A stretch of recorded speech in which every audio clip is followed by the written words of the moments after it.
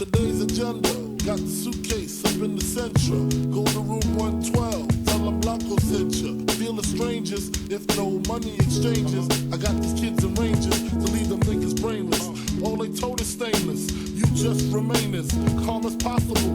What's up, my friends? Chuck here. Today we're doing a video that everybody's been waiting for. We're going to talk about the coilovers that we just installed on my 2016 WRX STI. Let's do it. All right, so some background info. We installed the Fortune Auto 500 Generation 6 coilovers. We did it with the radial bearing mount upgrade, and we also did it with the 8K springs front and rear. If you haven't checked out that install video, please do. I'll link it above here. It was pretty straightforward, pretty easy. We didn't do anything crazy. I have got it aligned since then, and I've also driven, I know it's been like a month and a half since I did that video. I've also driven like 1,500-ish miles, so I have a good idea of kind of like generally what it feels like to drive these things daily, commuting, highway, basically back roads, everything. So let's go ahead and talk about it, check the ride height, go over the alignment specs, all that stuff, and should give you all the info you need. All right, let's go ahead and take a look at the ride height. I haven't adjusted it actually since the install video. There's about a 1 finger gap here in the front, maybe 1.5-ish. The front definitely got dropped a lot more than the back did. The back, we're at maybe 2, 1, 1.5-ish back here as well. But from the factory, the back is actually lower than the front is anyway. So I just kind of evened it out a little bit. The back also, important to note, I did not install any lower control arms. So the rear doesn't actually have any adjustment for camber. If you want to be able to adjust your camber and kind of like pull it back out, you're gonna need to get lower control arms. One of the reasons I didn't want to go super low was because of that. And honestly, this thing's got to be drivable. This is my daily driver after all. And I don't know, looks good I think the way it is. It's kind of like a usable height. It's not super slammed. I don't rub on anything. The only thing that ever rubs, even considering that I have the front lip, the only thing that ever rubs are these mud flaps. You can see they're like 1 inch or so off the ground. The only time I ever really rub these as well is going over speed bumps. Go over a speed bump and then this will drag on the way down. But pretty easy to replace, not super worried about those. So overall, I've been super happy with the ride height. It's very easy to adjust if we decide that we need to.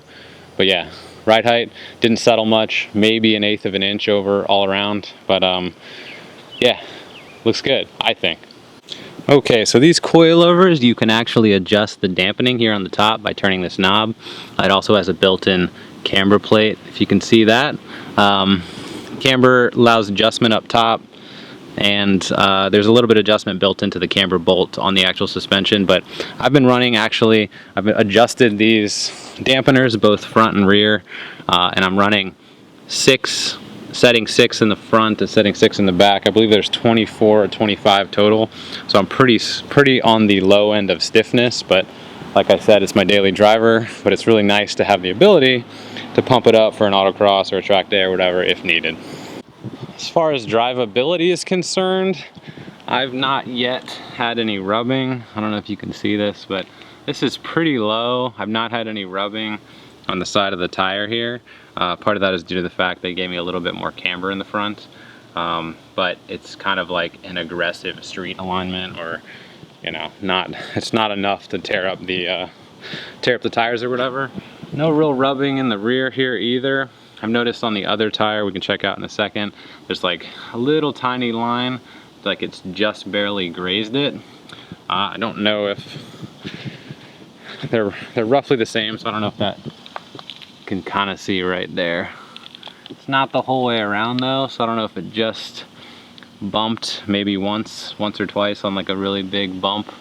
But overall, I've never heard any rubbing. You can kind of see it right there. So we did buy a fender roller though that we're going to plan to use on Terrell's car. So we'll probably do it maybe on mine too, just to you know, prevent any potential rubbing. You got to remember that my back seat is full of kids' car seats, so I don't have full-size humans back here, and if I put 2 adults back there, I'd probably be rubbing as well. So I may go ahead and roll mine as well, just to kind of avoid any future issues once my kids get older, or I have to give a ride to more than just tiny people.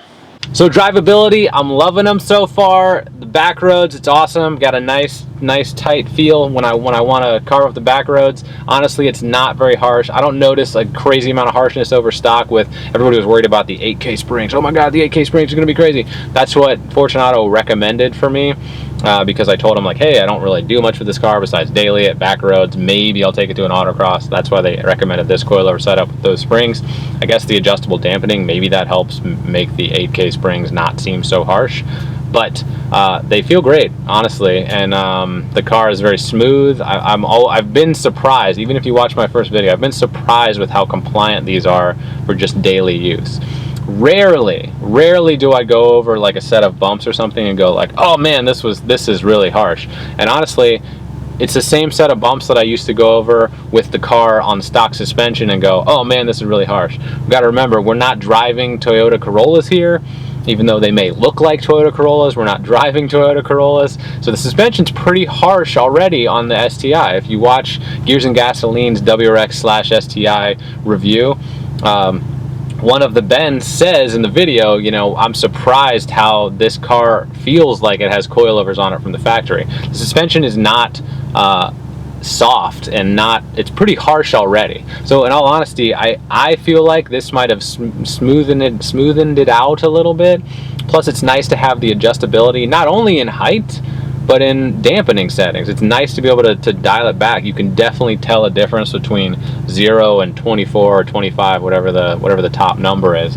I'm running on 6, front and back. I might stiffen up the rear a little bit. I haven't decided.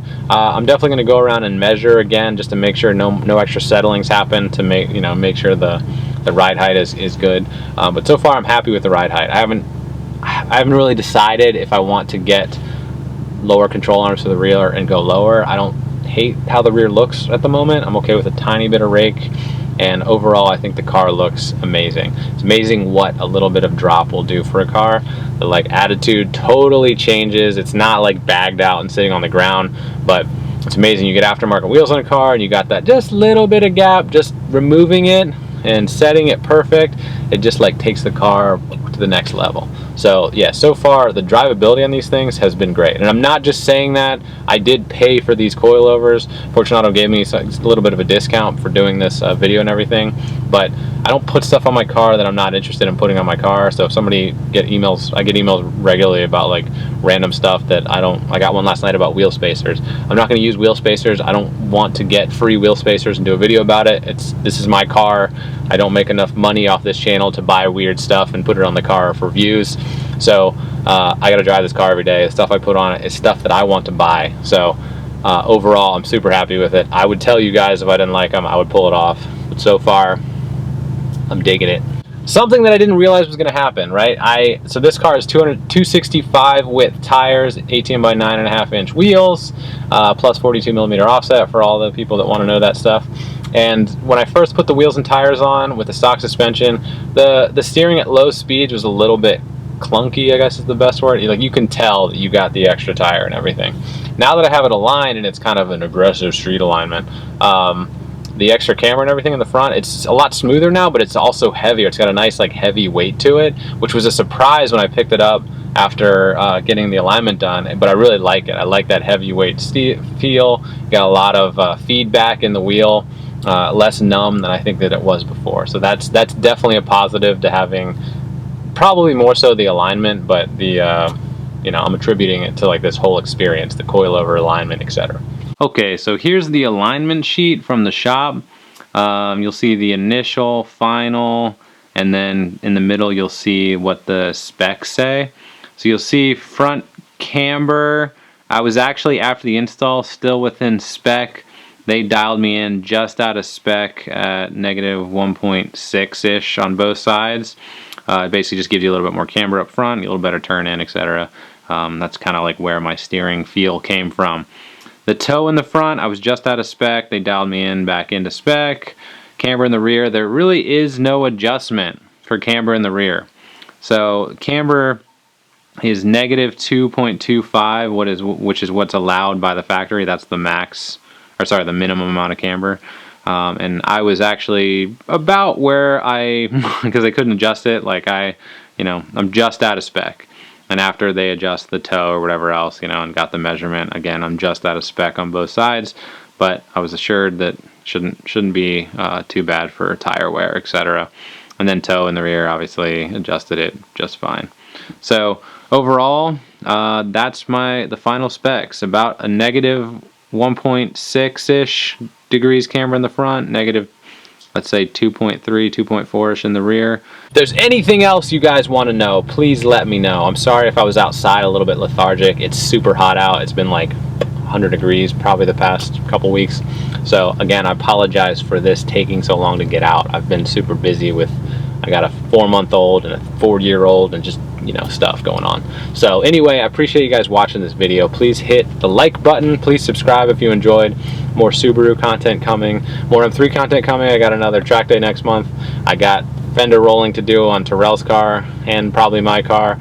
I got a buddy who needs his JDM grill installed. We got a bunch of stuff coming down our way. Also, I want an exhaust. I asked you guys on Instagram. Follow me on Instagram if you don't already. I asked on Instagram for what exhaust options I should get. I'm trying to decide how loud I want to go. I'm not really sure yet. It is my daily, but I like the sound. So we'll see. Muffler delete? I don't know. Maybe. The problem is I'll need a new mid pipe because I have the STI performance exhaust, and that mid pipe is stupid. Anyway. That's all I got for today. I hope you guys enjoyed. Please, once again, subscribe and like and just comment and talk, and I love to hear from you guys, all right? I guess that's all I have for now. So, thanks again, Fortunato. Love the coilovers. Hope you guys liked the video, and I'll see you next time. Bye-bye!